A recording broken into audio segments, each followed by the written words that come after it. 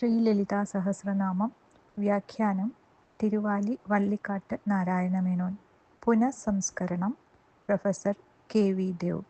Publisher Mata Amritanandamayi mission trust. ഓം ശ്രീ മഹാദേവി നമഃ.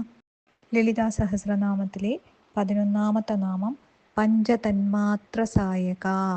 രൂപ, രസ, ഗന്ധ, സ്പർശ, ശബ്ദങ്ങളാകുന്ന 5 തന്മാത്രകൾ അമ്പുകളായി കയ്യിലേന്തിയിരിക്കുന്നവൾ.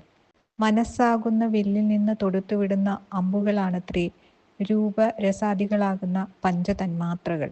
എന്തുദാത്തമായ കൽപ്പന! വില്ലു വളയുന്നതിനനുസരിച്ച് അമ്പിന് വേഗമേറും. വില്ലു വഴങ്ങാൻ കൂട്ടാക്കിയില്ലെങ്കിലോ?